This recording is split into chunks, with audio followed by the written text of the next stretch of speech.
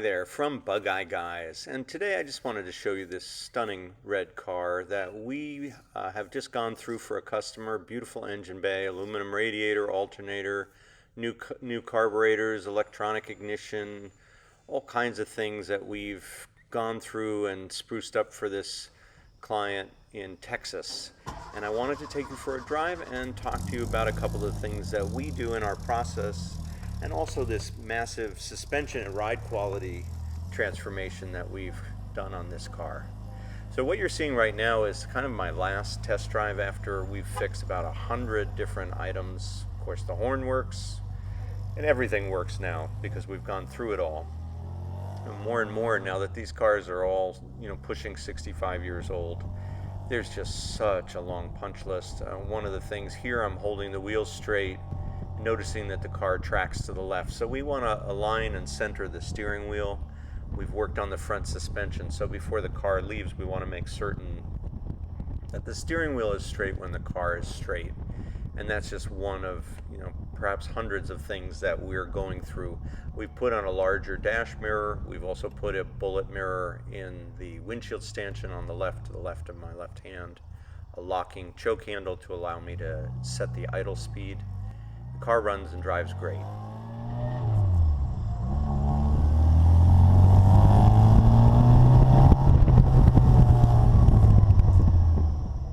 And it stops great too, and you should hear that nice exhaust note. That's our twin tip muffler. The car came to us with this generic twin tip muffler that's way too long, so it tends to hit you in the shins as you walk by. So many simple and subtle and also big details have been addressed in this visit, and that's something, we're shipping cars from all over the country to do these restorations and sorting. It's just so common now when you get one of these Bugeyes to have a long list of needs.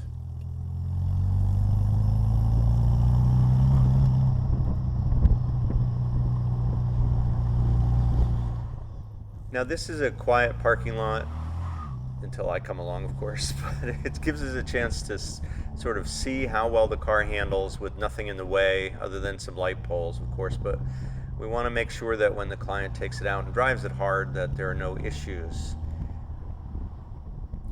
So I'm just making these sweeping turns, and what I'm noticing is actually that there's some tire rub in the back, and I didn't expect that.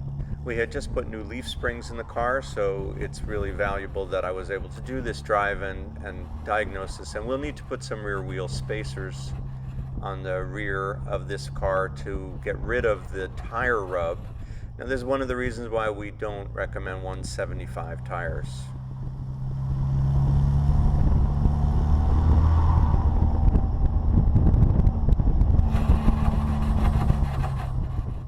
They're a little bit too wide, and if you look on our website, there's a post about this car and this experience, and you'll see we have a small signature on the inside of the tire indicating the friction that's causing that noise that you heard earlier.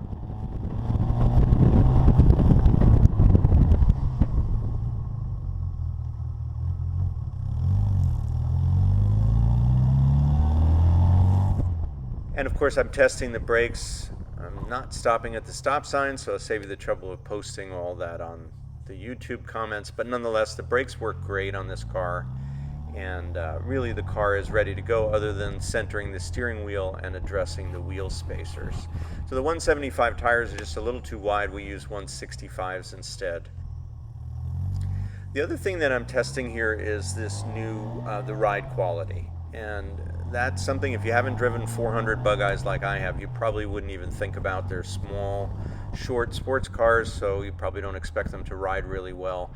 But there's a huge difference in what's available with these cars, and we've just fit tube shocks in the front. We have a great new conversion kit that I highly recommend.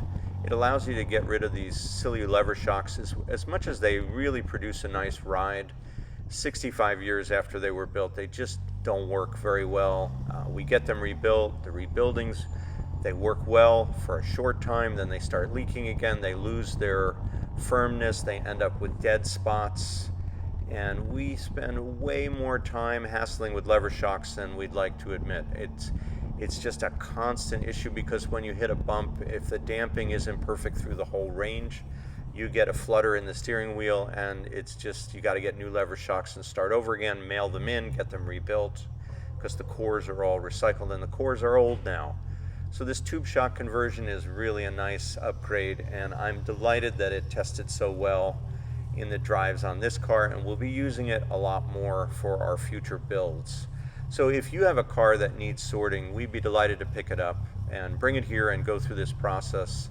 This car we're really happy to certify as a spectacular Bugeye and ready for a new life. And thank you for watching at Bugeye Guys.